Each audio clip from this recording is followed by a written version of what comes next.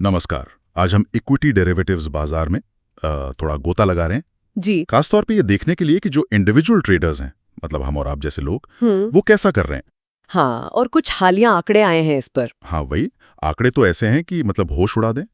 सोचिए, हर 10 में से 9 लोग पैसे गंवा रहे हैं। 10 में से 9, ये तो बहुत बड़ा नंबर है ना? तो आज हम इन्हीं आंकड़ों को थोड़ा खंगालेंगे। बिल्कुल। देखेंगे कि ये नुकसान असल में कितना बड़ा है, पिछले कुछ सालों में ट्रेंड क्या रहा है, और जो रेगुलेटर है सेबी, वो इस बारे में क्या सोच रहा है, क्या कर रहा है। जरूर जरूर, इस पर बात करना जरूरी है। तो सबसे पहले वो आंकड़ा जिसने मतलब सबसे ज्यादा ध्यान खींचा है। हाँ। वित्त वर्ष 2025 में लगभग 91% व्यक्तिगत व्यापारियों को इक्विटी डेरिवेटिव सेगमेंट मतलब ईडीएस में नेट लॉस हुआ है। 91%, और ये पिछले साल जैसा ही है ना? वित्त वर्ष 24 में भी यही हाल था। हाँ बिल्कुल, कोई सुधार नहीं दिख रहा है इस लिहाज से। और ये नुकसान मतलब कोई छोटी रकम नहीं है। नहीं, बिल्कुल नहीं। वित्त वर्ष 2025 में देखें तो ये कुल घाटा 41% बढ़ गया। हाँ, 41%। मतलब 1,05,603 करोड़ तक पहुंच गया। जी पिछले साल ये 74,812 करोड़ था। ये बहुत बड़ी रकम है। जी हाँ, ये आंकड़ा वाकई चिंताजनक है, खासकर जब ये व्यक्तिगत निवेशकों से जुड़ा हो। लेकिन एक और दिलचस्प बात है इसमें। अच्छा, क्या? वो ये कि पिछले एक साल में एफएनओ सेगमेंट में ट्रेड करने वाले जो यूनिक इंडिविजुअल इन्वेस्टर्स हैं, हाँ। उनकी संख्या में करीब 20% की कमी आई है। ओह, 20% की कमी? ये तो काफी बड़ी गिरावट है। तो क्या लोग अब थोड़ा डर रहे हैं या समझ रहे हैं जोखिम? हो सकता है, ये एक संभावना तो है। पर देखिए, अगर हम तस्वीर को थोड़ा बड़ा करें, मतलब पिछले 2 सालों का आंकड़ा देखें तो इसी सेगमेंट में ट्रेड करने वाले यूनिक इंडिविजुअल इन्वेस्टर्स की संख्या असल में 24% बढ़ी है। अच्छा, तो एक साल में गिरावट, लेकिन 2 साल में बढ़ोतरी। हाँ बिल्कुल। तो हाल की गिरावट के बावजूद अगर लंबी अवधि में देखें तो भागीदारी असल में बढ़ी है। तो शायद ये दिखाता है कि डेरिवेटिव्स का आकर्षण अभी भी बना हुआ है। कुछ लोग शायद निकले हों, पर नए लोग भी आए हैं या पुराने लोग टिके रहे हैं। अच्छा, तो ये भागीदारी के लिहाज से तो एक मिलीजुली तस्वीर हुई। अब जरा टर्नओवर की बात करते हैं। कारोबार कैसा रहा? हाँ, टर्नओवर पर भी अध्ययन में देखा गया है। साल दर साल यानी वाई बेसिस पर देखें, हाँ, तो इंडेक्स ऑप्शंस का टर्नओवर प्रीमियम के लिहाज से 9% गिरा है। प्रीमियम यानी वो असल पैसा जो ऑप्शन खरीदने में लगा। ठीक है। और नोशनल वैल्यू के लिहाज से देखें तो 29% गिरा है। नोशनल वैल्यू वो पूरी अंडरलाइंग वैल्यू होती है।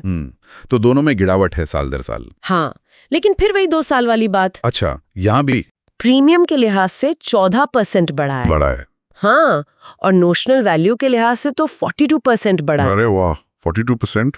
और इंडिविजुअल ट्रेडर्स का जो प्रीमियम टर्नओवर है वो भी साल दर साल तो 11% गिरा, लेकिन 2 साल पहले की तुलना में 36% ज्यादा है। और फिर वही हाल में नरमी, लेकिन पिछले 2 साल में काफी तेजी। ये काफी दिलचस्प पैटर्न है। जी बिल्कुल।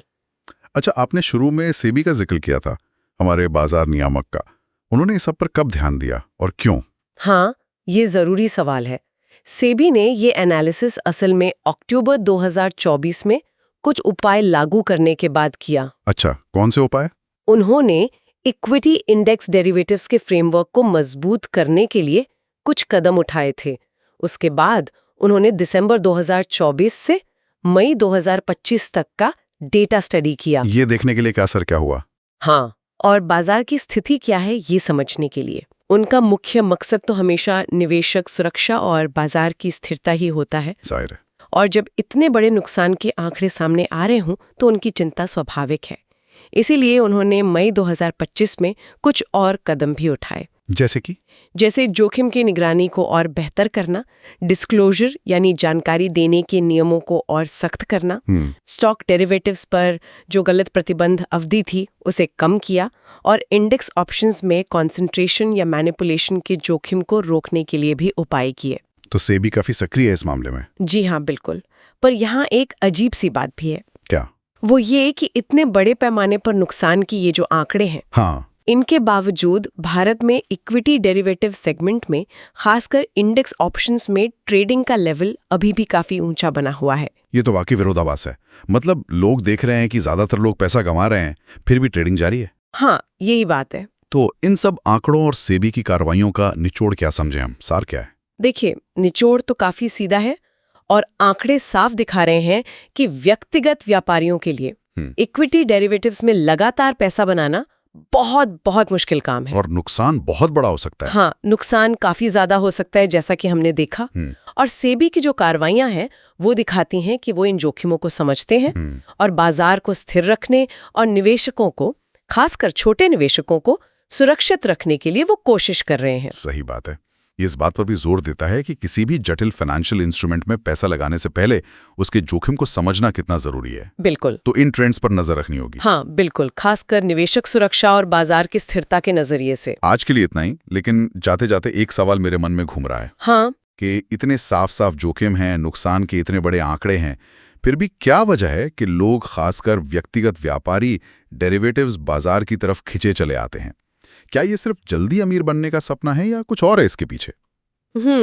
ये सोचने वाली बात है। हाँ, इसी सवाल के साथ आज विदा लेते हैं।